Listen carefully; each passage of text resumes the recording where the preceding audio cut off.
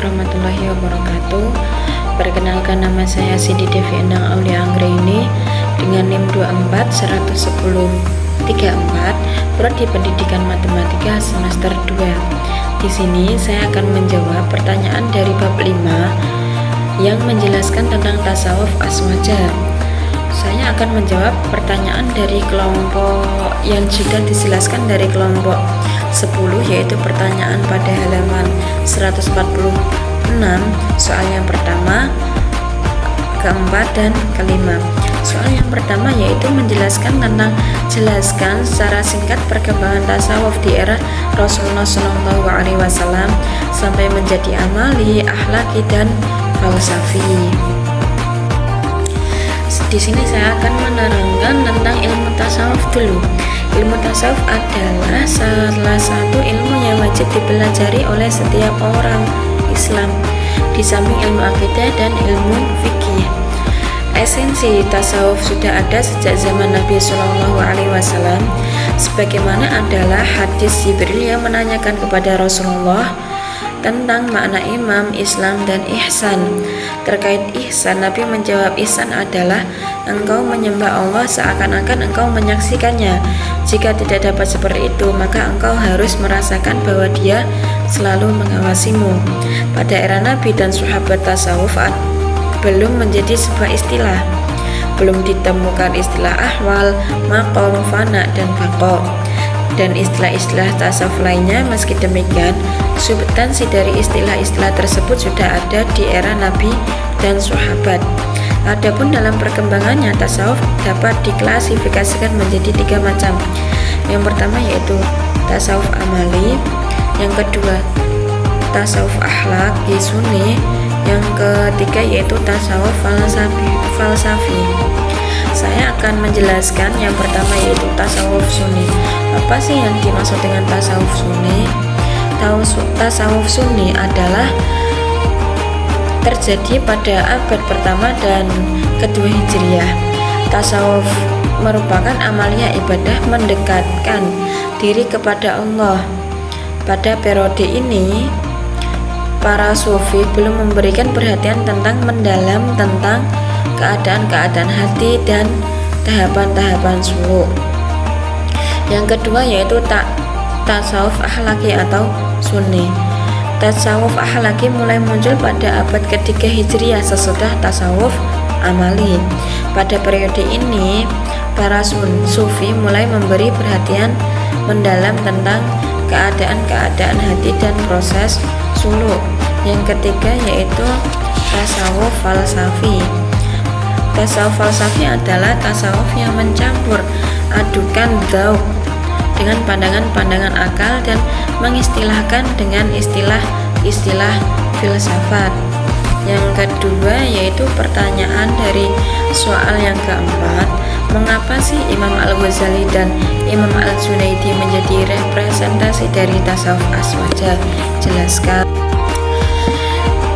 Hujjatul Islam Abu Hamid Muhammad Al-Ghazali atau gelar dari Imam Ghazali yaitu Al-Ghazali bernama lengkap Abu Hamid Muhammad bin Muhammad Al-Ghazali Al-Tusi. Ia dilahirkan di Tabaron pada tahun 450 Hijriah.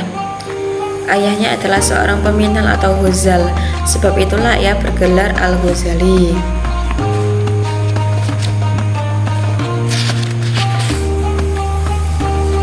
Seorang tasawuf Al-Ghazali. Al-Ghazali adalah tokoh yang mempunyai kontribusi besar dalam membela tasawuf sunni, yakni tasawuf yang dibangun di atas fondasi ahlu sunnah wal jamaah. Bahkan menurut Abu Al-Wafa Al-Taftazani, Al-Ghazali adalah tokoh terbesar pembela tasawuf sunni melebihi Al-Qushairi dan Al-Harawi. Pertimbangan ini mengacu pada sosok thaqafah tasawuf dan ilmunya. Tasawuf menurut Al-Ghazali bukan sekadar ilmu, akan tetapi juga disertai amal. Ia memberi perumpamaan bahwa orang yang mengetahui definisi sehat seperti dokter belum tentu ia sehat.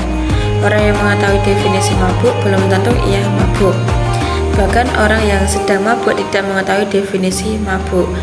Begitu pula orang yang mengetahui definisi zuhud belum tentu dia adalah zahid, yaitu orang yang zuhud.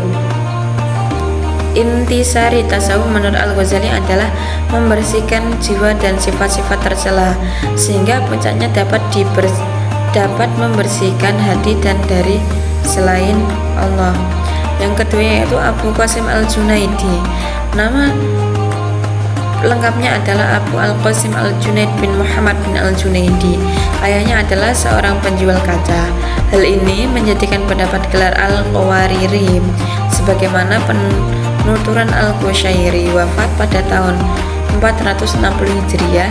Dalam risalahnya, Al-Junaid adalah imam para sufi dalam bertorikoh, lahir di Baghdad pada tahun 215 Hijriah dan wafat di Baghdad pada tahun 298 Hijriah.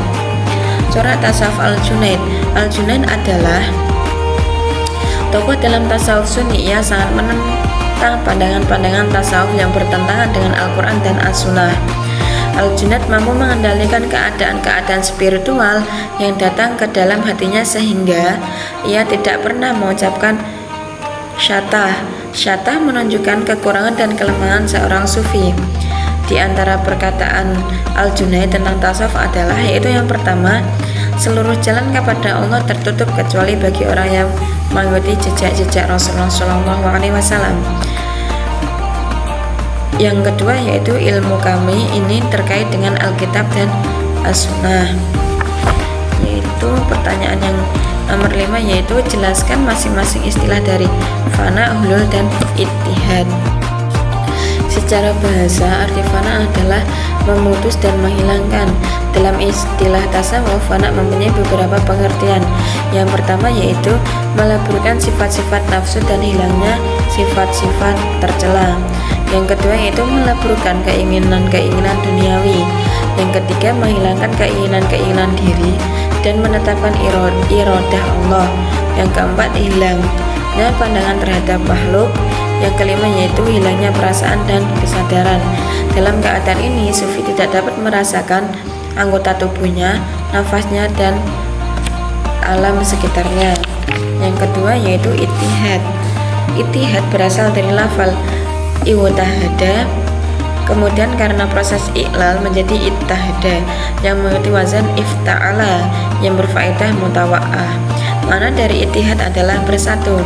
Menurut istilah, ia adalah sebuah kondisi lenyapnya diri seorang hamba di dalam apa yang dia pandang, yakni bersatu hamba dengan Allah Al-Haqq. Pandangan tentang ittihad ini pertama kali diperkenalkan oleh Abu Yazid Al-Bastami. Dia berkata, aku telah keluar dari Al-Haqq menuju Al-Haqq, sehingga ia memanggil dariku dalam ya man anta ana, wahai zat yang dirinya adalah aku. Yang ketiga yaitu hulul. Apa sih yang dimaksud dengan hulul?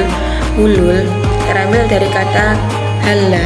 Ibnu Faris menyebut bahwa secara bahasa maknanya adalah membuka sesuatu sehingga sesuatu tersebut tidak terhalang sama sekali.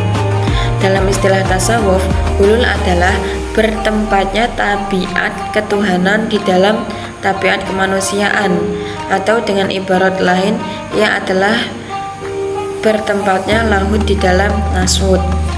Nah, ini sekian dari jawaban soal nomor 1, 4, dan 5. Apabila ada salah jawaban mohon dibenarkan.